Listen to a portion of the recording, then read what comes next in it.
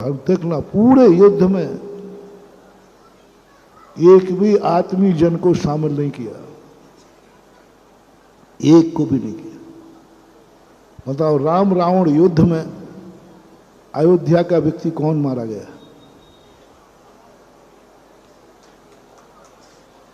एक भी नहीं मारा, कुछ को भी नहीं मरने दिया, समाचार ही नहीं दिया। और दुर्योधन ने किसको बचने दिया उसका नाम बताओ। देखो राम युद्ध और दुर्योधन युद्ध, दोनों के संकट के समय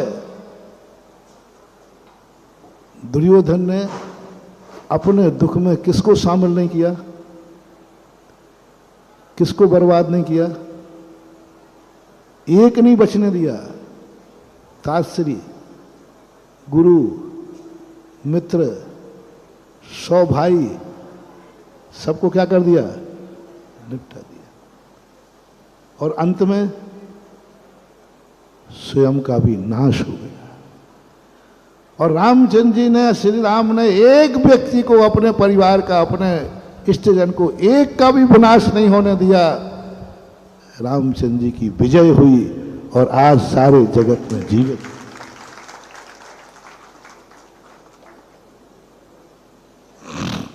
सुख में शामिल करो, भाइयों को दुख में शामिल नहीं किया। गजब। एक दुख में भरत को, शत्रुघ्न को, किसी को शामिल नहीं किया। और जब अयोध्या के राज सुख का दिन आया, रामायण मात सुनाई मत करो, कुछ समझा करो। जब रामचंद्र जी के सुख के दिन आए तो उन्होंने चारों भाइयों को सुख के दिन बांटे। अयोध्या की राजगद्दी पर बैठने लगे तो रामचंद्र जी कहते नहीं, मैं अकेला नहीं बैठूंगा, ये राज हम चारों भाई भोगेंगे।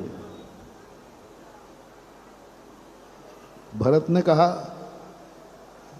मेरा तो नियम था तो वो पूरा हो गया, मैं तो वनवास जाऊंगा, दीक्षा ले। भरत और लक्ष्मण की बात रही, शत्रुघ्न की। शत्रुघ्न कहता भैया मैं तो अयोध्या के टुकड़े नहीं होने दूंगा। तब रामचंद्र जी कहते हैं मैं अकेला इस राज्य को नहीं करूंगा, सुख के दिन मैं अकेला नहीं भोगूंगा। शत्रुघ्न को मथुरा का राजा, लक्ष्मण को एक साथ, दुनिया में यदि कभी हुआ है कोई बात भाई का प्रेम, कहते ना एक तलवार में, एक म्यान में, एक सिंहासन पर 2 राजा नहीं बैठ सकते। लेकिन श्री राम का सिंहासन ऐसा था जिसमें राम और भरत, लक्ष्मण दोनों एक साथ बैठ करके एक साथ अभिषेक हुआ। एक सिंहासन, एक साथ दोनों भाई बैठे और एक सिंहासन एक था और व्यक्ति, सिंहासन एक था, व्यक्ति 2 थे। सुख के दिन बांटे उन्होंने और दुख के दिनों में। अब आप फैसला करो कि आपकी नीति दुर्योधन की नीति है या रामचंद्र जी की। दुर्योधन कहता है कि मैं एक एक को निपटाऊंगा, अपने दुख में शामिल किया, अपने स्वार्थ में शामिल किया और सबको धराशायी कर दिया। अपने पिता को, धृष्टराज को भी धराशायी, जो जो उसकी संगति में गया वह बर्बाद हुआ, क्योंकि वो दुख में शामिल करना चाहता। और जो जो व्यक्ति, आप लोगों को भी मोटिवेशन लेना, यहाँ 3 बातें मैंने आपको कही।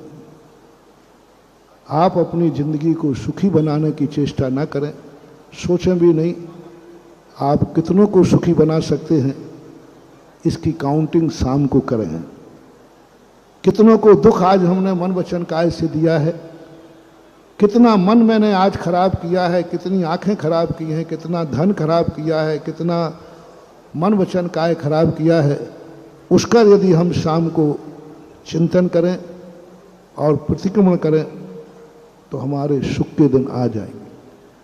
दूसरी बात, हम विचार करें कि दूसरों को सुख दिए बिना हम कभी सुख नहीं होंगे। हमें अब ये सोचना है, जैसे रामचंद्र जी ने कहा, पहले हमें सुग्रीव को सुख देना है, इसका संकट दूर होगा। मैं और मेरी वस्तु यदि किसी के काम आती है तो मैं उसको कभी छुपाऊंगा नहीं। मैं और मेरी वस्तु, किसी के आंसू पोंछने में मेरा रूमाल काम आता है तो हम रूमाल को ये नहीं सोचेंगे मेरा टिनोपाल दिया हुआ, गुलाब जल का छिड़का हुआ, प्रेस का हुआ रूमाल है, मैं कैसे गंदा करूं। कितना भी अच्छा रूमाल हो, यदि किसी के आंसू पोंछने में आएगा तो मैं उसे गंदे पर विचार न करके उसके आंसू पोंछ दूंगा। जिसके लिए मैंने पारसनाथ का उदाहरण और श्री राम का उदाहरण दिया। और तीसरा मोटिवेशन जो हमने दिया कि कभी किसी को अपने दुख में शामिल मत करना, अपने के दुख में शामिल नहीं करना, विचार ही नहीं करना, भाव नहीं ये करो कि हे भगवान मुझे कुछ नहीं चाहिए, यदि मेरा दुख दूर होवे या नहीं होवे, लेकिन मैं कभी अपना दुख किसी को बांटूंगा नहीं, मैं खुद भोगूंगा, मैं अपना दुख स्वयं भोगूंगा, मैं किसी को दुख नहीं बांटूंगा। जैसे रामचंद्र जी ने नहीं बांटा, इसलिए उनकी विजय हुई। और दुर्योधन ने अपना सारा दुख बांटा, अपने संकट में सबको लाया, सब मिट गए, स्वयं बर्बाद हो गए। और सुख का दिन आए तो कभी अकेले नहीं भोगना। सुख का दिन आते ही कितने लोग अपने हैं, उनको हम कितना अंश दे सकते हैं, कितना सुखी दे सकते हैं, कितना मैं उनके लिए हो सकता हूं। यदि ये विचार तुम्हारे मन में आ गया तो तुम्हारे लिए सुखी करना हमारे लिए, क्या कहा था बोलो ना, बाएं हाथ का काम है। सारे जगत को मैं सुखी कर सकता हूं। बस आज जो 3 मोटिवेशन हमने जो तुम्हें दिए, इसकी साधना तुम्हें करना है, इसका आचरण तुम्हें करना है। सिहोरा के लिए ये 3 गुरु मंत्र दे दिए तुम्हें, इनके ऊपर तुम विचार करो। हम भगवान के मंदिर में भी जाएं तो दुख रोने के लिए ना जाएं।